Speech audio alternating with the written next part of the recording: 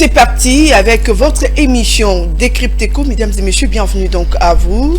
C'est votre émission Décrypte-Éco qui commence. 3 sujets à l'ordre du jour. Nous allons commencer avec ces rapports publiés par l'IGF, ces rapports accablants sur le détournement de plusieurs millions de dollars américains opérés de 2015 à 2021 à l'UPN.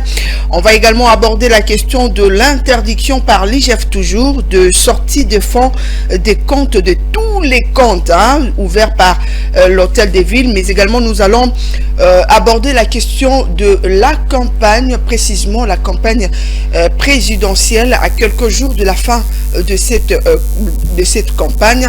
Nous en parlons également au cours de cette émission et pour cela nous avons 2 invités sur ces plateaux. Il s'agit de monsieur Mathieu Takizala, économiste de son État, mais également de Tony Antoine Dibendila. Mathieu Takizala, bonjour et merci d'avoir répondu à notre invitation. Je vous remercie madame, c'est une responsabilité en plus. Vous savez qu'à chaque fois quand on vous invite pour décortiquer les problématiques économiques et de la gestion dans l'unique chaîne congolaise qui essaie de comprendre que sans le théorie et la pratique de ce qu'on appelle l'économie ou finance, le pays ne peut pas avancer. Et je ne manquerai pas l'équipe dirigeante de la chaîne, y compris l'initiateur, les techniciens, les héros d'un nombre et je ne peux pas oublier les entrepreneurs de la démocratie. En tout cas, merci M. Takizala. Face à lui, Tony Antoine Dibendila, journaliste de son État, ici à Ecofin Télévision. Oui, c'est un plaisir pour moi, Betty, d'être de nouveau à cette émission après un bon moment. Et donc, dans ces contextes de tensions électorales, entendu, qui influencent également les secteurs économiques et financiers, il est plausible pour nous de prendre la parole pour montrer la bonne direction à ceux qui sont à la quête justement de la direction appropriée. C'est la raison d'ailleurs pour laquelle nous sommes là aujourd'hui. Voilà, nous l'avons annoncé à la vitrine de votre journal. IGF a publié un rapport accablant sur le détournement de plusieurs millions de dollars américains opérés de 2015 à 2023 à l'UPN. Tony Antoine Dibendila, des fautes graves de gestion, notamment sur la non-déclaration des étudiants régulièrement inscrits, le non-paiement exorbitant de primes de membres du comité de gestion, la perception de frais illégaux pour ne citer que cela. Il y a à boire et à manger finalement dans nos universités publiques. Justement, je crois que les antivalaires restent d'actualité chez nous. Et donc ces rapports récents de l'inspection générale des finances vient de le prouver une fois de plus, ce qui est regrettable pour la République démocratique du Congo et surtout que ces actes d'antivaleurs se déroulent dans les endroits qui devraient être les plus sérieux possibles. Les universités publiques, nous avons l'université pédagogique nationale qui a été l'objet également des enquêtes de l'inspection générale des finances. Il y a également l'IEC et donc aujourd'hui on apprend d'ailleurs que certains membres des comités de gestion de l'UPN sont entre les mains de la justice et donc c'est vraiment inadmissible. Imaginez, mais j'ai une petite liste ici des griefs portés contre ces comités de gestion. On a par exemple la non-déclaration et les non-paiements des impôts liés à l'État. Il y a l'octroi des primes et collations irrégulières à certains cadres et agents de l'université pédagogique nationale, les non-paiements des quotités liés au trésor public, la mise en veilleuse de la direction de l'audit interne, la négligence coupable des différents comités de gestion. Dans un dossier aussi sensible, il y a eu un prêt de plus d'1 million de dollars, d'1 million de dollars et quelques, et l'UPN, de manière incompréhensible, devait rembourser 1 600 000 dollars. Les prêts devaient consister à la construction des bâtiments à l'UPN et après analyse, on s'est rendu compte que ces bâtiments-là étaient mal construits et on a détruit ces bâtiments-là. L'université continue à payer. Mais il y a une sorte de négligence, c'est-à-dire ce sont des griefs qui les rapports de l'IGF a listés. Et donc cette négligence-là vient de quel côté? Non, mais quand les rapports, non, mais quand les rapports disent que cette négligence-là est coupable, cela voudrait dire qu'elle a été entretenue. C'est fait de manière exprès. C'est-à-dire on laisse la situation pourrir parce que nous savons que nous nous reconnaissons derrière ces prêts. Vous prenez $1 million pour ne rien construire. C'est-à-dire appeler des charlatans pour venir boutiquer quelque chose, et puis après on se rend compte que ce sont des bâtiments mal construits, on détruit. C'est-à-dire on fait gaspiller de l'argent à l'État. Jusqu'à aujourd'hui, l'IPN paye. Aujourd'hui, ils ont payé $800 000. Il reste $800 000. Vous imaginez, à payer. Donc cela sous-entend qu'il y a eu une mauvaise foi importante. Mais quand les inspecteurs de l'IGF dans les rapports disent, écoutez, ici il y a, d'abord il faudra suspendre tous les membres du comité de gestion, mais au-delà de ça, il faut les remettre entre les mains de la justice, parce qu'il y a eu des fautes graves. C'est-à-dire on est à la limite de l'acceptable. C'est-à-dire qu'on n'arrive plus à comprendre ce qui s'est passé. Et puis ce n'est pas un comité de gestion, c'est plusieurs comités de gestion. Vous vous imaginez. Mais après, il y a également une note signée par le directeur de cabinet du ministre de l'Enseignement supérieur et universitaire qui d'une part saluait les conclusions de l'IGF, mais d'autre part appelait à ce que les comités de gestion pointés du doigt restent en place et prennent en considération les accusations de l'IGF, mais alors que l'IGF avait demandé la suspension de ces comités de gestion. Donc c'est-à-dire qu'il y a un quoi. Les ministres voulaient, c'est pas moi, faire une fuite en avance, moi je ne sais pas, parce que dans les communiqués il est dit que voilà, les ministres, pour anticiper ces conclusions de mes gestions, il a engagé d'autres membres et ainsi de suite, mais qui sont eux aussi tombés, selon nos informations, les informations en notre possession, qui sont eux aussi tombés dans les mêmes malversations. C'est-à-dire c'est une sorte de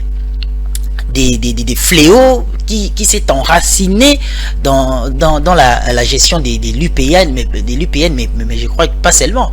Il y a aussi l'IEC, mais je crois que si d'autres institutions universitaires et supérieures publiques sont... Mais voilà, donc c'est devenu, j'ai l'impression que cela est devenu, c'est-à-dire quelque chose de normal. La corruption, les détournements, c'est devenu quelque chose de normal. Il y a eu des créations, même des points de perception parallèles pour échapper au trésor public. Donc voilà, tout ça, c'est-à-dire c'est tout un cocktail nocif pour la République. Et donc là, moi, je ne peux que saluer, en tant que Congolais patriote, je ne peux que saluer la bravoure des inspecteurs de l'IGF et cette action pour à la fois dissuader ceux qui sont dans ces genres de malversations, mais aussi passer un message efficace contre ceux-là qui sont même dans d'autres domaines, pas seulement dans l'enseignement supérieur, mais qui sont dans les magouilles et autres. C'est-à-dire que aujourd'hui, il y a à saluer cet effort, mais il faudra également insister que la justice fasse son travail. À chaque fois que l'IGF apporte son rapport, on a l'impression que d'autre part, c'est quelque chose qui a été longtemps décrié, mais cette fois-ci on espère. Par rapport à la justice, en tout cas, on espère que, en tout cas, ça va aller.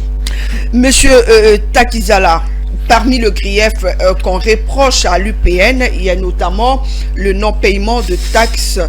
Vous, en tant qu'économiste et consort, vous venez d'écouter Tony Antoine Dibendila qui dit qu'il y a même une lettre que le ministère de l'enseignement supérieur a adressée à l'IGF pour qu'on laisse quand même ces comités de continuer et consorts. Est-ce que l'État lui-même est à la base des nuisances justement de l'économie de ces pays? Vous savez, l'économie est sectorielle, le secteur de l'enseignement c'est aussi un secteur économique. Donc nous ne devons pas le faire comme si c'est un secteur associatif où l'État ne va pas gagner. Donc il y a beaucoup des intérêts. Les pays d'OCDE, qu'on appelle l'Union européenne ou aux États-Unis, ils ont suivi un peu les Américains. C'est ce que nous appelons la loi de l'autonomie des universités. Ça veut dire que l'autonomisation, un homme autonome, c'est un homme qui doit savoir gérer. Et aujourd'hui, c'est la plupart des établissements à caractère économique, public de la République démocratique du Congo, on n'arrive pas à les dire que voilà, vous devez savoir gérer. Et c'est avec que vous allez générer générer et c'est avec ça que vous allez fonctionner. Là, nous parlons aujourd'hui des institutions supérieures, même le Sénégal, si on dit le pays développé, on dira non, on ne peut pas se comparer.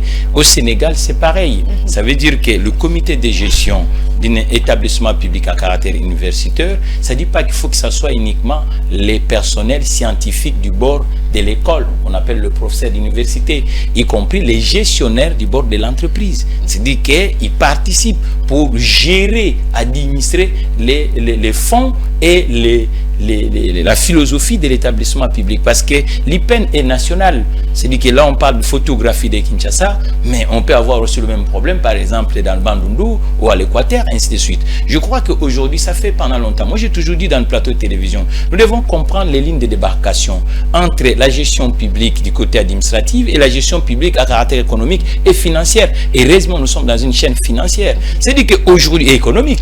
Donc, il faut que les gens comprennent ça. Parce que, qu'est-ce qui se passe? Le ministre, il est sectoriel. Il arrive avec une politique sectorielle.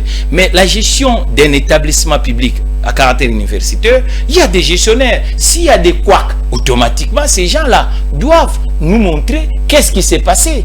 Et si nous avons une institution de contrôle public, de l'action publique, on appelle IGF, et qui a des éléments, par exemple, que nous ont mis sur l'espace, je crois que les juridictions, le pôle financier, moi je regrette pourquoi on n'arrive pas à faire monter ce qu'on appelle le parquet financier de la Cour des comptes. Il faut que ça retourne, parce que là, nous avons des problématiques de la gestion financière des établissements publics. Donc, un établissement public à caractère économique, malgré tout, il est dans l'université, et s'il y a des gens de greffe, comme tu viens de dire, qu'ils ne payent pas la fiscalité d'un État, qu'est-ce qu'on va faire? On laisse quelqu'un qui ne paye pas la fiscalité sans le punir, et il doit continuer comme si rien n'était. Non, il faut que l'État lui-même, il comprend que la gestion, nous ne sommes pas un pays en état rose, où le chômage, on ne parle pas, nous avons un chômage de 84% de la population active. C'est dans ces secteurs-là qu'on peut permettre aux Congolais et Congolaises de travailler. Mais pour que nous puissions permettre aux Congolais et Congolaises à travailler, il faut que les comités de gestion soient vraiment, il faut que l'université, la gestion de l'université soit gérée comme la gestion des entreprises. Parce que dire que les politiques doivent arrêter de s'en gérer justement. Mais logiquement, on ne dit pas parce que si vous êtes ministre sectoriel, cet établissement est national. C'est-à-dire que nous avons le ministère de Finances, nous avons le ministère de l'économie, nous avons le ministère ainsi de suite. Donc cette discipline-là n'est pas uniquement réservée au ministère de l'enseignement supérieur. Donc il y a une politique nationale d'éducation nationale. Et cette politique nationale, il y a aussi la contribution des compatriotes, les parents, ainsi de suite. Et les taxes et les impôts que nous payons dans ce pays. Donc aujourd'hui, la gestion des établissements publics, il ne faut pas que ça soit comme si l'affaire du titulaire du ministère de l'enseignement public universitaire. Il faut vraiment qu'on comprenne qu'aujourd'hui, dans tout le pays, l'université dans tout le pays, ça devient maintenant les incubateurs. C'est là où naissent les entrepreneurs. C'est là où ça permet. L'université est proche de l'entreprise. Or, l'université à République démocratique du Congo n'est pas proche de l'entreprise. Vous comprenez? Donc, il faut maintenant aujourd'hui qu'on essaye maintenant de réformer ce secteur. Comme les autres secteurs. Il faut qu'aujourd'hui, à la tête de ces établissements, ça soit des gestionnaires. Vraiment des gestionnaires avec un carnet, feuille de route. Et lorsqu'on évalue, on voit que ça ne marche pas, il faut la lever et mettre même. Si nous n'avons pas des experts, cherchons même ceux qui peuvent venir même du côté du Sénégal. Donc parce qu'ils ont reçu. Vous pensez aujourd'hui, si on mettait des gestionnaires de formation à la tête de ces universités? Les gens qui ont géré, madame. Voilà, les gens qui ont géré avec des résultats. On va quand même pallier à ces problèmes de fautes graves. Oui, mais parce que nous sommes en difficulté. Vous imaginez, moi, ça fait 60 mois qu'ils sont à Kinshasa. Mais ils seront toujours 60 mois. Vous pensez qu'ils seront... Mais la politique... Ils ne vont pas dépendre... Madame, la politique est sectorielle. Ah, je comprends plus ce que nous disons tous les jours en République démocratique du Congo. C'est comme si le mot politique s'est réservé aux militants politiques. Non, la politique, c'est la façon de faire. Il y a aussi la politique de comment cuisiner à la maison, non? C'est une politique, non? Il y a aussi une politique des journalistes. C'est-à-dire que la politique, elle doit être dans la globalité. C'est-à-dire qu'aujourd'hui, à la République démocratique du Congo, nous devons comprendre que nous sommes en retard. Et un homme en retard, c'est le travail. Le travail doit être avec des... On confie à ceux qui ont déjà montré des preuves quelque part. Aujourd'hui, vous ne voyez pas qu'à chaque fois, 5 ans, je suis à Kinshasa, madame. Et les refrains dans le plateau de télévision, c'est uniquement les détournements, ainsi de suite. Et nous ignorons qu'aujourd'hui, le monde, c'est un petit paille, non? En un clic, tout ce que nous disons là, nous mettons dans la toile. Et les autres vont voir. Et surtout que nous avons besoin des investisseurs pour venir à la démocratie du Congo. Lorsqu'on voit des fautes de gestion, dites-moi ces gens-là, qu'est-ce qu'ils vont, ils vont nous traiter comment? C'est également ça un problème. Donc vous comprenez, c'est l'une des choses aussi qui bloque. Donc je crois qu'aujourd'hui, nous devons puis laisser ceux qui volent, ceux qui détournent, la place, c'est la prison. Malheureusement, on n'a qu'une seule prison, de Makala. Moi, j'ai toujours dit, pourquoi on n'a pas construit tant de prisons, même 5 dans la ville de Kinshasa? Parce que celui qui pêche, même Dieu, il avait fait quoi? Justement, un bateau, non? Il faut l'arrêter. Justement, M. Takizala, il y a les comités de Madame, c'est une dame qui chapeaute justement ces comités. Il s'agit de Madame Matsanga. Ils sont déjà devant les instances judiciaires et consorts. Vous, en tant que Congolais, en tant qu'économiste et en tant que Kinois et consorts, quelle serait votre position par rapport à la justice congolaise qui, depuis un certain moment, l'IGF dénonce et envoie serait calcitrant auprès de la justice, mais la justice, on a l'impression qu'il tarde encore ses pas pour suivre nous attendons. Le Congo a des gens qui ont été formés pour nous aider dans ce secteur judiciaire. Moi, je crois qu'il faut qu'on nous donne aussi plus de moyens. Par exemple, entre autres, les centres carcérales, à la démocratie du Congo, on n'en a pas assez. Depuis la colonisation jusqu'à aujourd'hui, on n'a pas beaucoup construit les centres carcérales. Par exemple, les auxiliaires, les avocats, les tribunaux, le tout ainsi de suite, il faut les compléter avec les instruments qui peuvent le permettre à bien travailler. Mais je dirais à mes compatriotes de l'institution judiciaire, en ces moments, nous ne pouvons plus laisser ces genres des actes dans les espaces publics. Celui qui pêche, sa place, c'est la prison. Moi-même, ça ne sera même pas la prison. Vous voyez, on dépend beaucoup de l'importation étrangère. On peut faire même les étangs. Les gens là qui punissent, on le met là-bas, il produit pour nous. Voilà. Parce que la prison, il va aller dormir aussi. Il faut le mettre d'abord au travail parce que, et de confisquer tout ce qu'il a acheté avec l'argent qu'il a récupéré dans l'espace public. Je crois aussi l'absence d'un système financier capable. La banque, j'ai toujours dit ici, comment fait-il qu'on peut faire 30 ans dans ces pays où les institutions bancaires des capitaux congolaises est faible dans le marché? Et ça, c'est déjà un vrai problème parce que la traçabilité de système et de gestion, c'est aussi autour de la comptabilité et la banque. Donc il faut maintenant qu'on puisse faire renaître le Cadeco et la banque postale. Il y a un moment, il faut vraiment que nous comprenions. Parce que par exemple, l'argent de l'étudiant, on ne va pas payer à quelqu'un, il faut payer à la banque. Mais justement, je peux rapidement rebondir sur ces points-là. Il faut faire renaître la Cadeco et la banque. Imaginez un peu, l'État congolais responsabilise les individus. Ils sont envoyés à l'université pour gérer l'institution universitaire ou supérieure.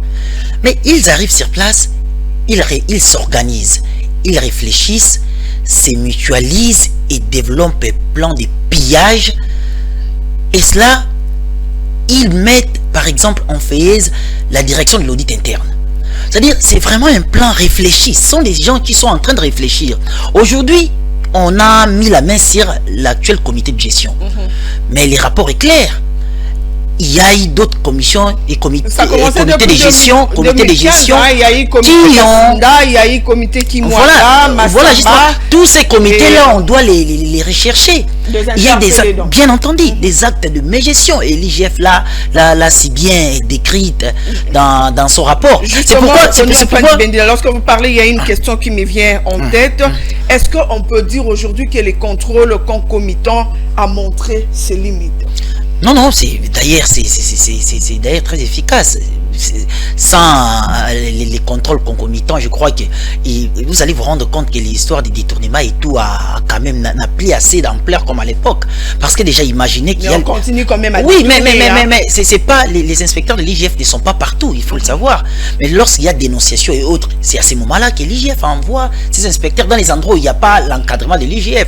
Vous voyez, par exemple, aujourd'hui, je vais évoquer plusieurs cas. Il y a les endroits où, par exemple, il y a l'encadrement de l'IGF, mais quand même les responsables ont usé de certaines manigances pour faire des dépenses sans l'aval de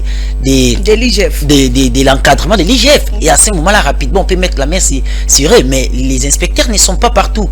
C'est-à-dire que, imaginez qu'on reprenait l'ancienne méthode, c'est-à-dire venir contrôler après que les actes sont posés. Mais qui font justement ceux-là qui auditent à l'interne? On a l'impression justement, c'est aussi une stratégie de ces prédateurs. ces détourneurs. C'est-à-dire, on fragilise, soit on recrute les auditeurs internes, soit on les fragilise carrément, mais c'est un problème réel.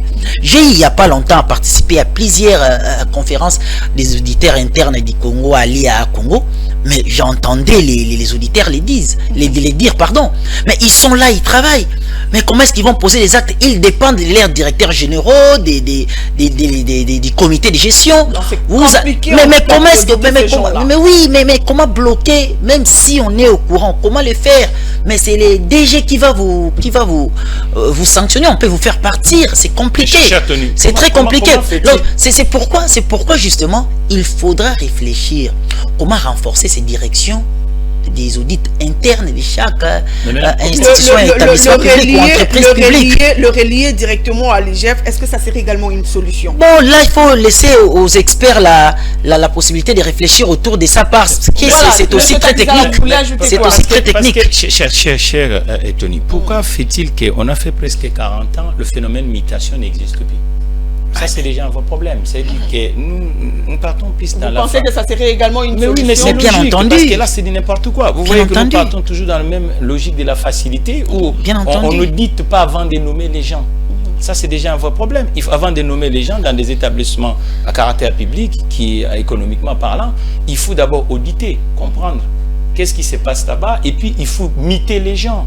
Aujourd'hui, ce sont des fonctionnaires. On ne peut pas laisser un fonctionnaire 15 ans dans la même ville. Oui, mais puis après, au-delà de ça, il y a par exemple à l'UPN, parce qu'on est à l'UPN, il y a un rapport de l'audit interne mais qui date de 2020.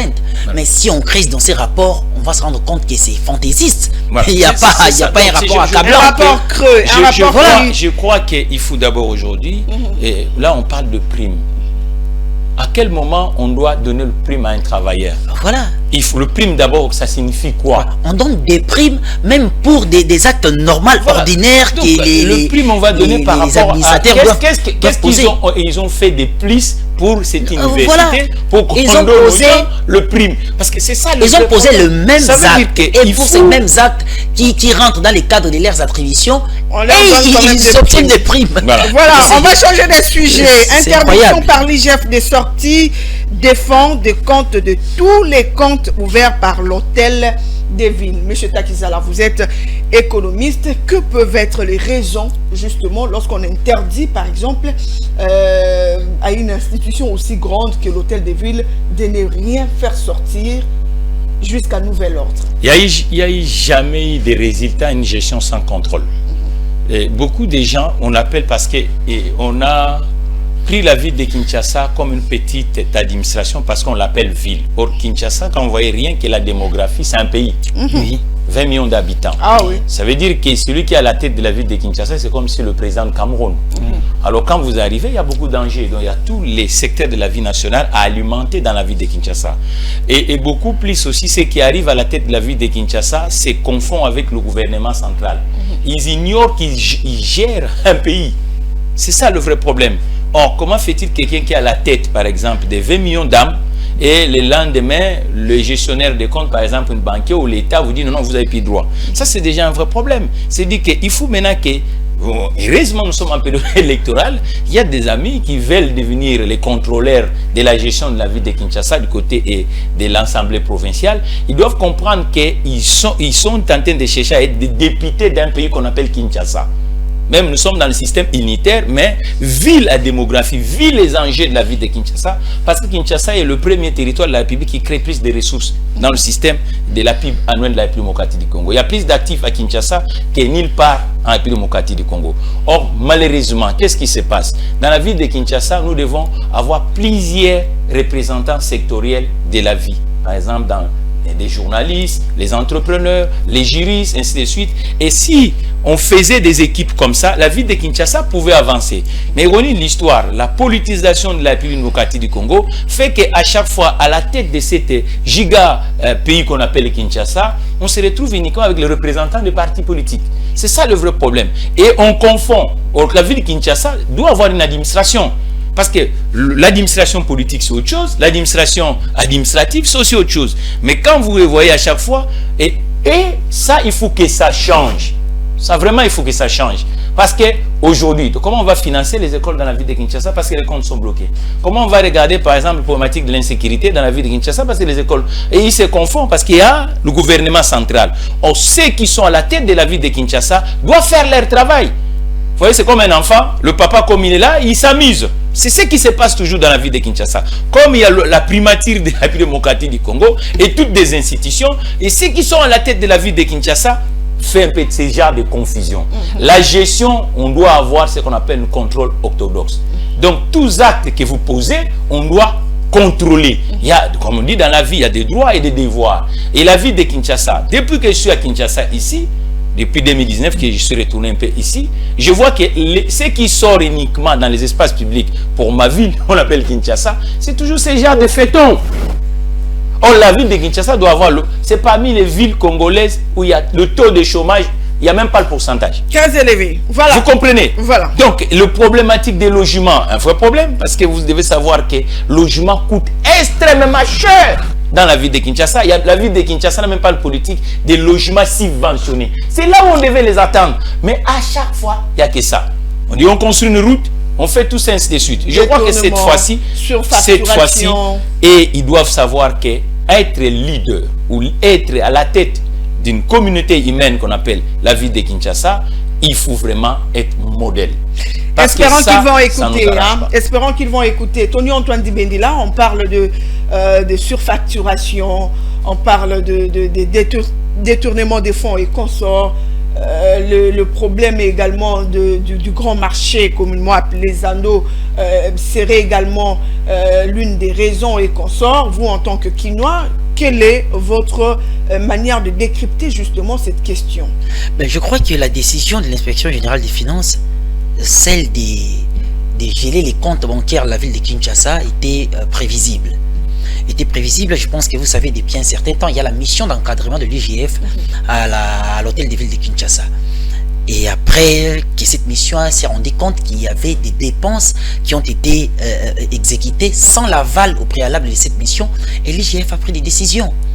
Mais ça, je crois que c'est officiel. En fait, c'est d'abord, c'est officiel en attendant les véritables rapports pour voir qu'est-ce qui a motivé véritablement cette décision aussi efficace de l'inspection générale des finances. Mais avant cela, je voudrais faire un petit recul dans les temps. Il n'y a pas longtemps, l'économie et finances télévision a publié un rapport, une enquête. C'était autour de la gestion des marchés de Kinshasa.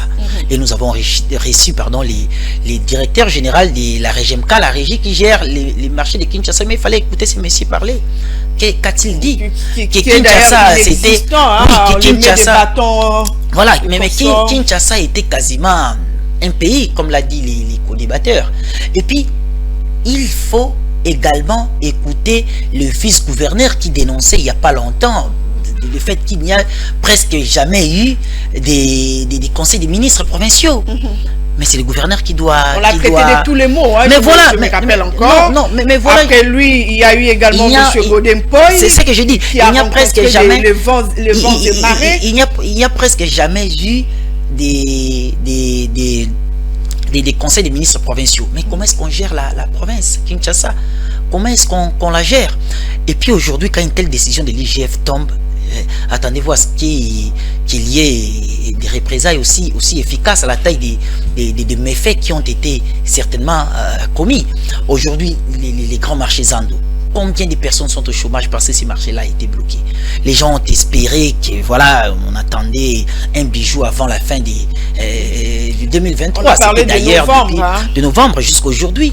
Et puis d'ailleurs, novembre, la date là avancée, c'était un report pour la fin des travaux, mais il n'y avait presque pas grand-chose. Vous voyez, on a quand même vu quelques routes ici et là, mais c'est souvent pour les comptes du gouvernement central. Le gouvernement provincial aussi a posé quelques actes, mais il y a derrière, selon plusieurs informations, et d'ailleurs selon les dénonciations du président de l'Assemblée provinciale de Kinshasa, il y a des actes graves, des prêts injustifiés. C'est impossible. Mais comment est-ce qu'on gère une ville comme Kinshasa comme ça, de plus de 20 millions d'âmes? Comment est-ce qu'on gère sans conseil des ministres, c'est-à-dire il y a une sorte de légèreté autour de la gestion. Les ministres provinciaux là, ils sont pratiquement clochardisés. Ils doivent appartenir à une obédience politique pour qu'ils soient nommés. Ils doivent, même pour les députés payés, pardon. Il y a même les députés provinciaux qui plairaient pratiquement pour la même chose. Mais aujourd'hui, il y a maintenant l'inspection générale des finances qui a pris les devants, qui a gelé ces comptes-là de la ville, parce que peut-être elle s'est également rendue compte qu'il y a des décaissements incompréhensibles, et surtout qu'on était en train de court-circuiter sa mission à envoyer de l'autre côté. Donc, nous espérons que cette démarche va aller jusqu'au bout et tout le monde pourra voir ce qui s'est réellement passé et que, en fin de compte, les véritables coupables seront peut-être pour la première fois sérieusement punis par la justice. Pensez-vous que l'IGF serait à même justement de faire face à cette machine qu'on appelle aujourd'hui Jean-Tiningo Bilambaka? Parce que nous savons que tous les ministres sont dans sa poche à l'Assemblée provinciale. D'ailleurs, il ne faut jamais parler. Est-ce qu'il sera à même de faire face à cet homme? Je ne crois que je ne vais pas aller vite en besogne pour indexer les gouverneurs directement et dire qu'il est coupable de tel ou tel autre acte. Mais ce qui est vrai, selon certaines informations et selon certains éléments que j'ai, il pourrait être cité dans cette histoire. Mais moi, je voudrais que la démarche de l'IGF arrive jusqu'à terme et que les responsables soient enfin pointés du doigt peut-être par la justice et que la vérité soit éclatée sur la gestion de la ville de Kinshasa. Parce qu'avec toutes les dénonciations aujourd'hui collectées, prenons par exemple par les présidents de l'Assemblée provinciale qui est mieux placé pour savoir qu'est-ce qui a été fait, qu'est-ce qui a été pris, qu'est-ce qui a été mal géré, quels sont les prêts. Nous avons vu des documents qu'il a parfois souvent rendus publics à travers les médias. Et donc aujourd'hui, il y a une démarche des documents que le ministre provincial de Finances a nié, qu'il a considéré en tout cas comme du n'importe quoi. Ce n'est pas un problème, mais en fin de compte, il y a une démarche de l'IGF. Nous allons voir jusqu'au bout, mais dire que voilà, il y a les gouverneurs qui seraient une machine devant l'inspection générale des finances, ça relève de l'utopie tout simplement. Voilà, monsieur Takizala, on va changer en tout cas de sujet. 10 jours avant la fin de la campagne, nous allons également, comme je le dis au sommaire de votre émission, décrypter sur la campagne, précisément celle des candidats président de la République. Je me tourne vers M. Takizala. Monsieur Takizala, vous avez suivi les débuts de la campagne jusqu'à aujourd'hui. Vous avez sans doute également suivi le programme de chaque candidat président de la République. Nous allons beaucoup plus parler de 3 candidats qui battent vraiment campagne. Il s'agit de Tshisekedi, Fayulu, mais également Moïse Katumbi. Quelle analyse faites-vous par rapport à leur programme? Cette campagne est en train de se faire d'abord dans un contexte économique morose, de la République démocratique du Congo. Ça, il ne faut pas qu'on se voile la face. C'est une 4e séance électorale où à chaque fois, tous les mouvements qui s'est fait, c'est uniquement les capitaux étrangers qui bénéficient. On va prendre par exemple le cas des avions. En ce moment, quand vous regardez, tout candidat tourne avec, parce que c'est aussi une période économique, une période des élections. Chaque candidat loue des avions, va chercher quelle est l'entreprise des capitaux congolaises qui fait louer les avions. Vous voyez qu'à chaque fois, nous sommes invités à la fête, mais nous ne sommes pas acteurs, on est spectateurs. Donc il faut qu'on soit quand même, le période d'élection, ce n'est pas le période uniquement où on vient pour chercher à séduire la population, c'est aussi une période que les autres acteurs du secteur économique puissent aussi bénéficier de cette manne. Malheureusement, 4 séances d'élection qui passent un peu démocratique, même les canicots, même les polos, même tout ça, et 3/4, vous savez que ça vient dans d'autres économies. Ça, c'est déjà un vrai problème. Nous avons aujourd'hui le problème de la ville de Kinshasa, que vous venez de dire. Normalement, la ville de Kinshasa devait nous montrer ce qui se présente aujourd'hui comme candidat dans l'élection présidentielle, et la politique sur l'emploi. Qu'est-ce qu'ils vont faire? Comment la ville de Kinshasa, le taux de crédit, comment il va faire? Parce qu'il y a une différence entre un gouvernement central et la politique de l'emploi de la ville de Kinshasa, la politique de la création des entreprises. Vous voyez que normalement, la plupart de nos députés doivent aussi recevoir les entrepreneurs qui travaillent dans la ville de Kinshasa. Comment, avec cette crise, l'inflation que vous avez qui atteint aujourd'hui, vous avez le pourcentage de l'inflation dans la ville de Kinshasa et dans toutes les biens de consommation que les Congolais consomment. Mais il faut qu'entre les principaux candidats qui comprennent que ils sont en train de chercher de gérer un pays qui a des déficits. Quand vous venez à la tête d'une entreprise en difficulté, vous devez avoir vraiment des équipements pour sauver. C'est comme une maison qui est en fait. Donc moi j'ai l'impression, les gens, la façon ils parlent, c'est comme si ils sont en train de venir à la tête d'un pays de mirettes là-bas, Golfe. Ok, ici. Vous pensez qu'ils sont superficiels, ils ont non, il faut des questions de fond. Je vois, il y en a qui disent qu'ils vont créer tant d'emplois, tout ça, ainsi de suite. Or, dans tout le pays du monde, l'emploi, des gens, pour qu'on puisse avoir plus d'emplois, il faut avoir des entrepreneurs ou des entreprises dans le pays. Et je vous informe que Mme Betty, à l'heure actuelle, le nombre d'entreprises dans le territoire est faible. C'est-à-dire que nous n'avons pas plus d'entreprises, mais nous avons une démographie galopante.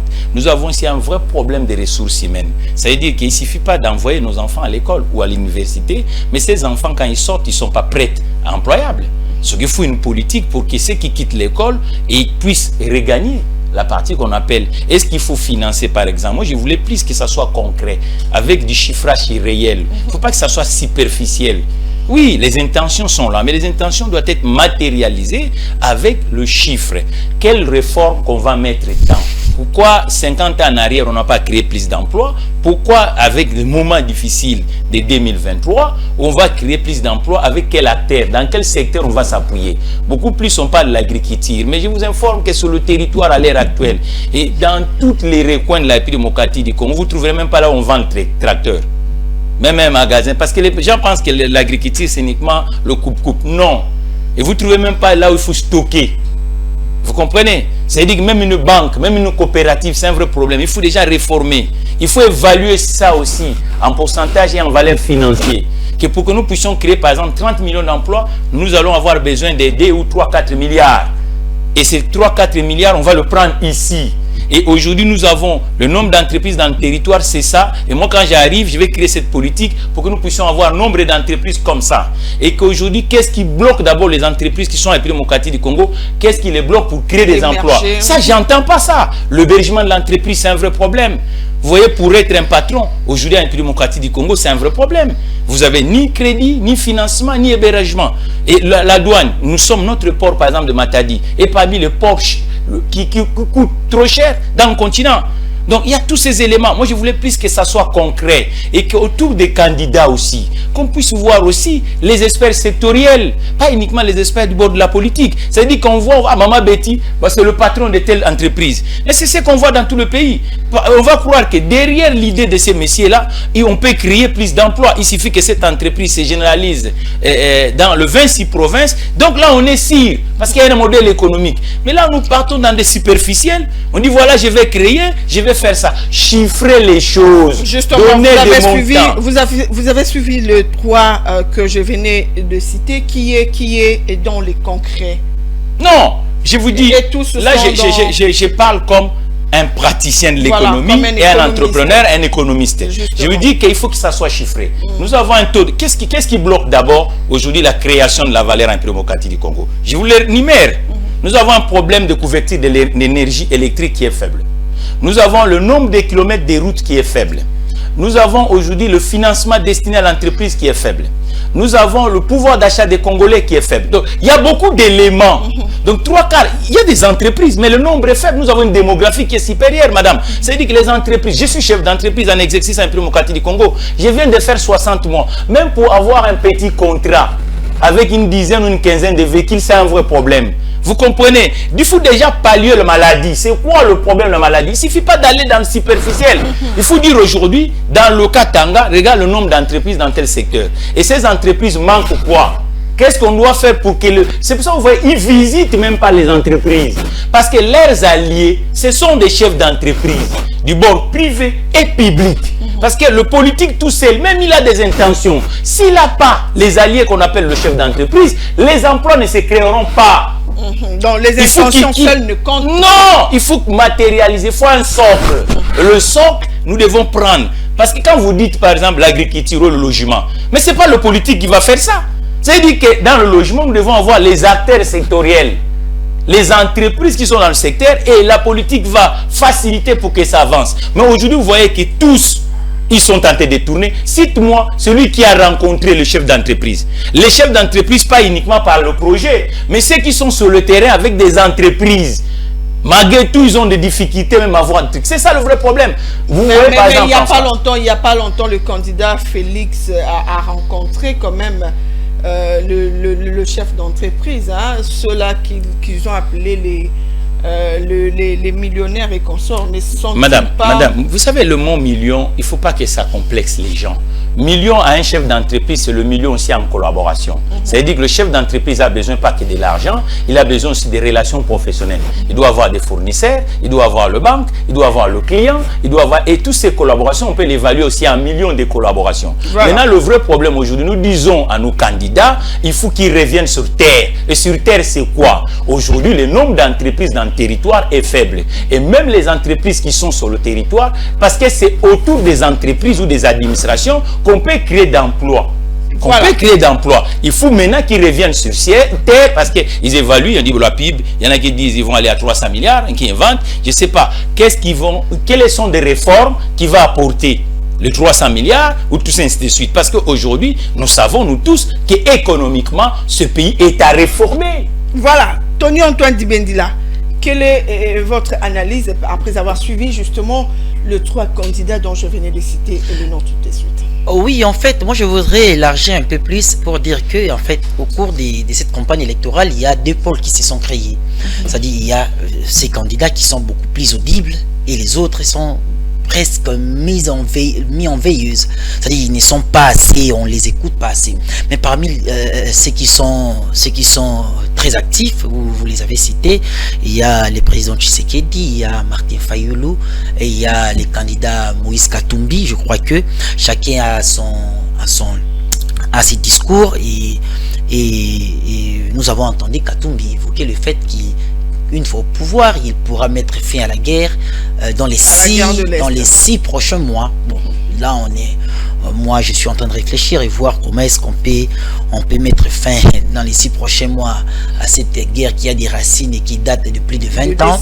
Je ne vois pas concrètement dans les faits comment est-ce qu'il va procéder. Il y a Fayulu qui a promis de mettre fin à la misère. Ça c'est beaucoup plus vague, mais j'ai suivi les candidats qui se présentent aujourd'hui et moi je pense, je les souligne, qu'il est beaucoup plus concret et j'explique pourquoi.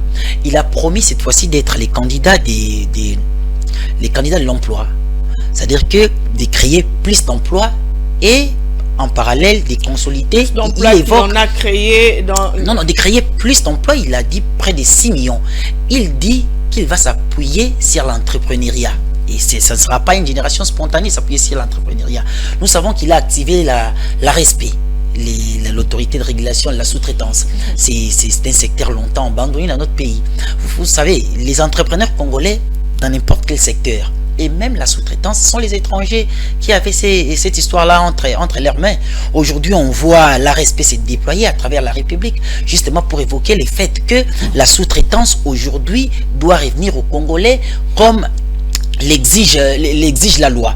Au-delà de cela, j'ai écouté ici, on a évoqué le fait de rencontrer les entrepreneurs. Heureusement, vous avez souligné le fait qu'il y a eu une grande rencontre à Kinshasa, d'ailleurs en pompe, entre les candidats présidents de la République sortant et les entrepreneurs congolais, justement pour réfléchir ensemble comment créer plus d'emplois. Et donc, quand il veut faire de ces seconds mandats qu'il demande d'ailleurs aux Congolais de lui accorder leur confiance, il veut rentrer, c'est-à-dire ce sera une suite logique de ces propositions. J'ai évoqué l'histoire de l'ARESP pour revenir, parce que déjà, si aujourd'hui les marchés de la sous-traitance reviennent véritablement entre les mains des entrepreneurs congolais, il y aura les marchés. J'ai en face un entrepreneur ici, il sait combien est-ce que c'est difficile pour un entrepreneur congolais d'avoir accès dans des marchés, dans les secteurs miniers par exemple. Les secteurs miniers, même si il y a des marchés qui doivent revenir aux Congolais dans le cadre de la sous-traitance, ce sont toujours les étrangers. Ils donnent ça à leurs frères qu'ils ont amenés ici.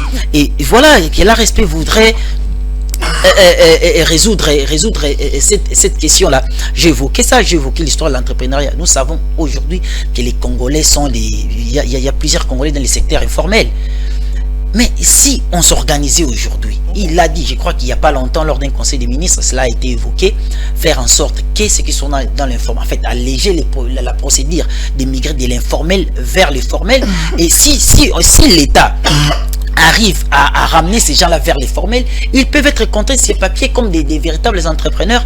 Et nous savons que si ces entrepreneurs-là arrivent aussi à obtenir des marchés de la sous-traitance, ils peuvent devenir un pôle pour employer les autres et créer un circuit. On évoque la question du pouvoir de la consolidation ou de la consolidation du pouvoir d'achat. Justement, c'est un problème.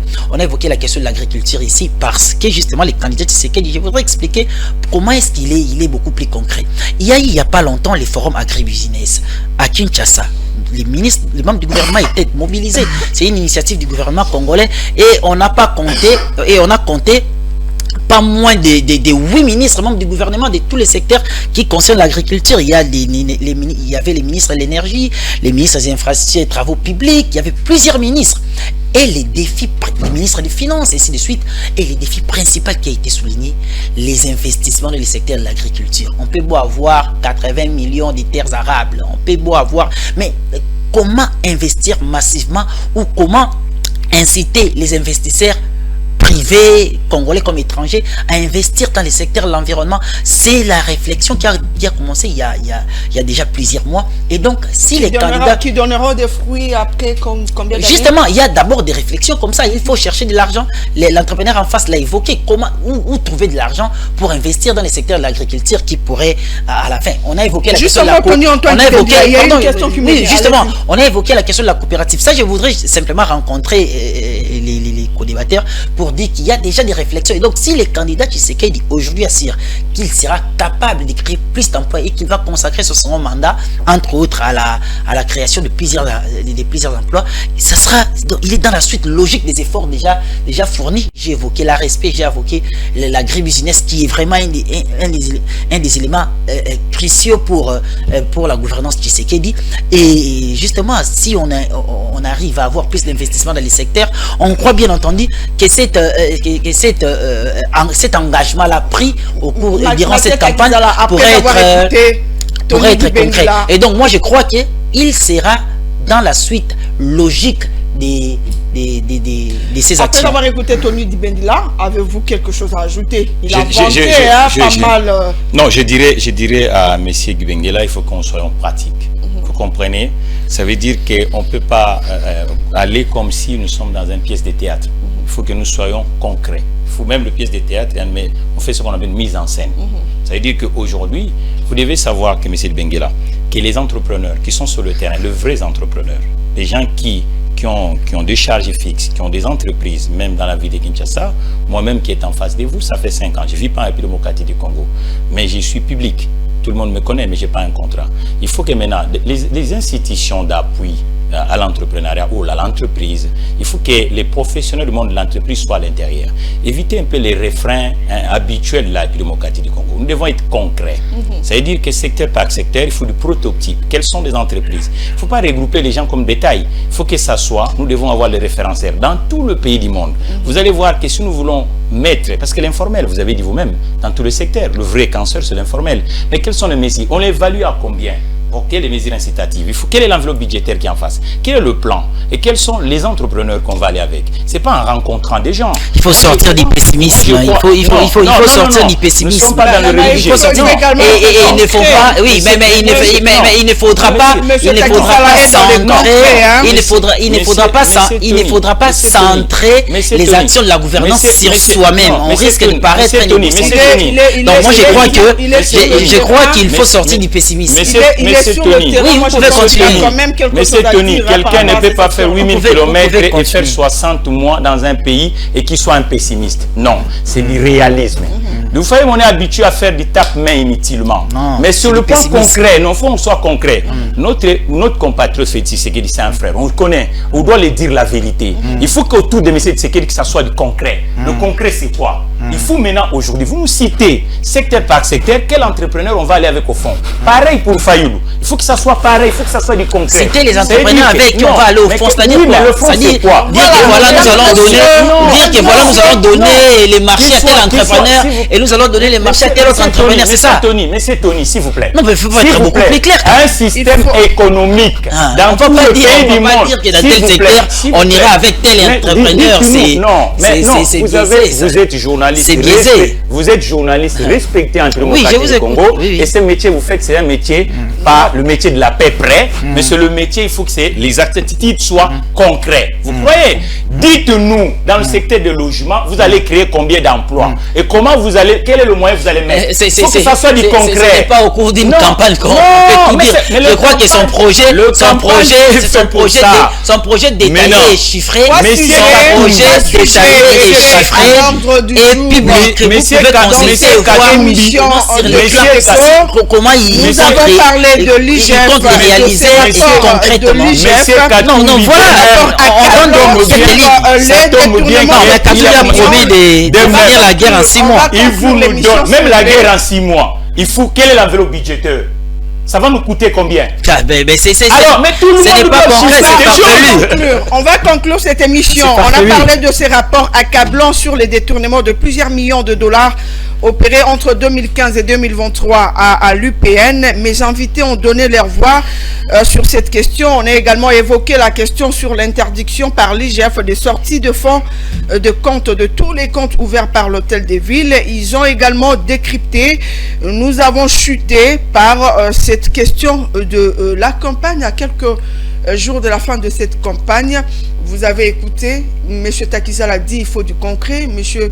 Tony Antoine Dibendila qui dit il ne faut pas être pessimiste. Mesdames et messieurs, c'en est fini pour aujourd'hui. Je dis donc merci à mes invités d'avoir répondu à notre invitation, particulièrement à M. Takizala. En tout cas, merci parce que vous avez attendu après...